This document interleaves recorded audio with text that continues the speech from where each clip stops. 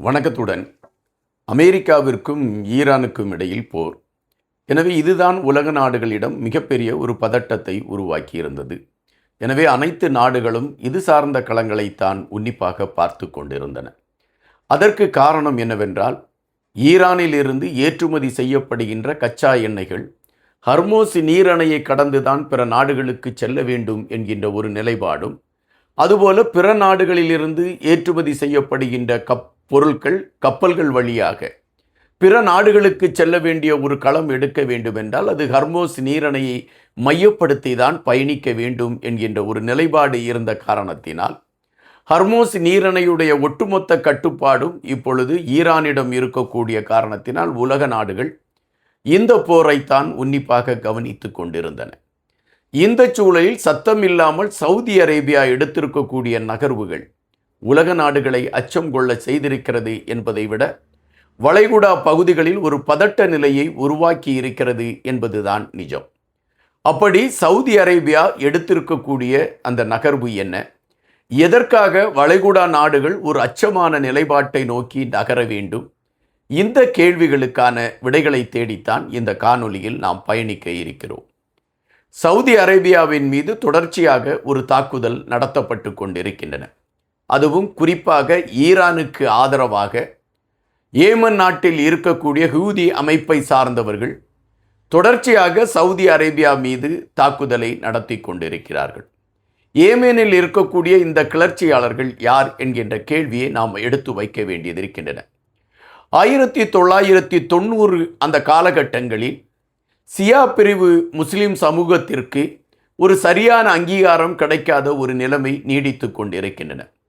Sunny Muslims அந்த இனத்தை சார்ந்தவர்களுக்கு அடையாளங்களும் அதிகாரங்களும் கிடைக்கிறது. ஆனால் சியா முஸ்லீமை சார்ந்தவர்களுக்கு ஒரு பெரிய அடையாளம் கிடைக்காத ஒரு சூழல்.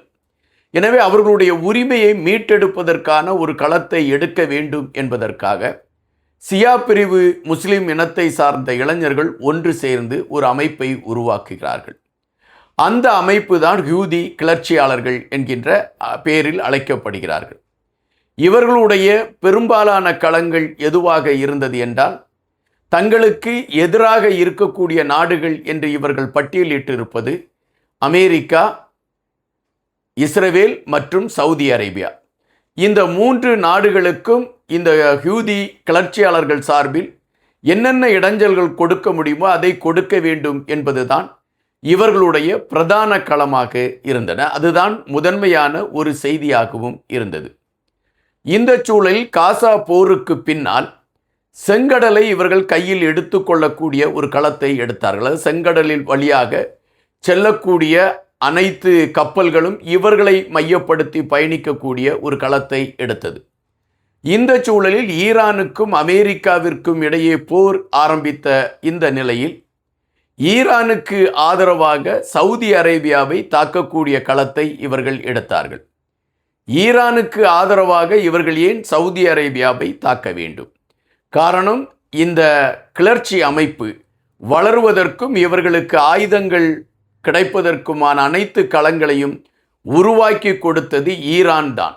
காரணம், ஈரானில் இருக்கக்கூடியவர்கள் சியா பிரிவை சார்ந்த முஸ்லிம்கள் என்கின்ற காரணத்தினால் அவர்கள் சியா அமைப்பை சார்ந்த அந்த இளைஞர்களுக்கு ஆயுதங்கள் மற்றும் அவர்களுக்கான அனைத்து உதவிகளையும் செய்து கொடுக்கக்கூடிய ஒரு களத்தை எடுத்தார்கள் என்பது நாம் அறியக்கூடிய ஒரு செய்தி.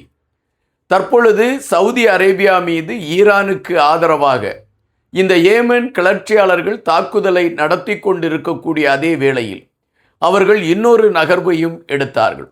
சவுதி அரேபியாவின் கடல்சார் வர்த்தகத்திற்கு தடை விதிக்கக்கூடிய ஒரு களத்தை எடுத்தார்கள்.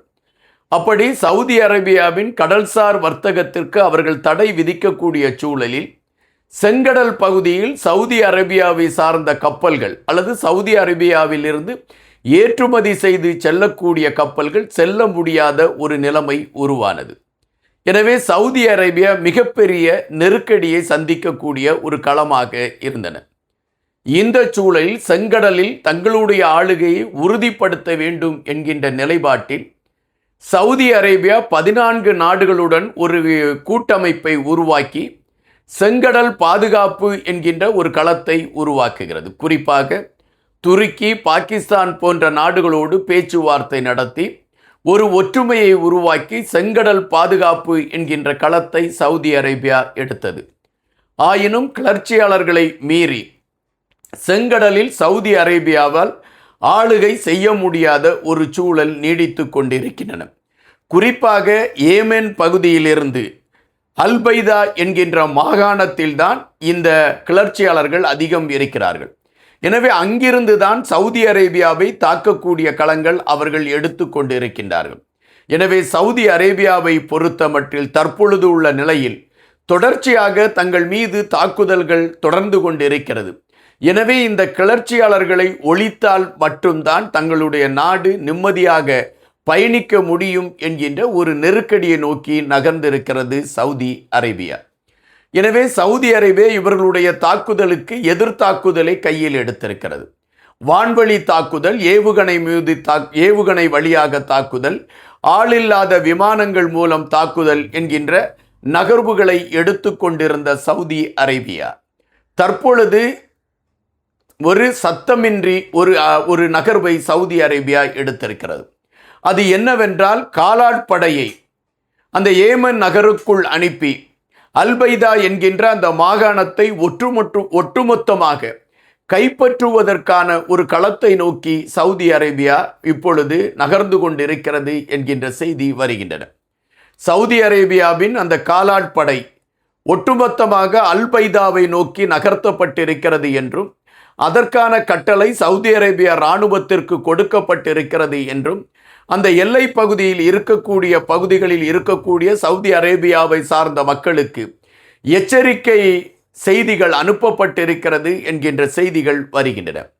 ஒருவேளை சவுதி அரேபியா ஏமனில் இருக்கக்கூடிய அல்பைதா என்கின்ற அந்த மாகாணத்தை கைப்பற்றுவதற்கான ஒரு முயற்சியை எடுத்து போர்க்களத்தை அது எடுக்கக்கூடிய ஒரு சூழலை உருவாக்கிவிட்டால் அது வளைகுடா நாட்டில் மிகப்பெரிய ஒரு பதட்டத்தை உருவாக்கிவிடும் என்கின்ற ஒரு அச்சம் இப்பொழுது உலக நாடுகள் மத்தியிலே எழும்பி இருக்கின்றன.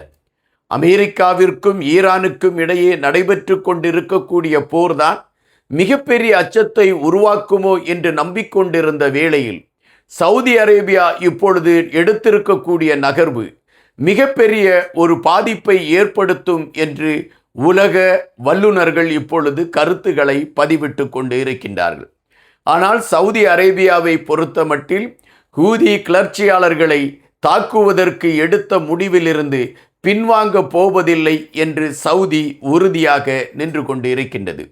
இது இப்பொழுது வளைகுடா நாடுகள் மத்தியிலே ஒரு போர் பதட்டத்தை உருவாக்கி இருக்கிறது என்பதுதான் நிஜம். நன்றியுடன் இன்பா.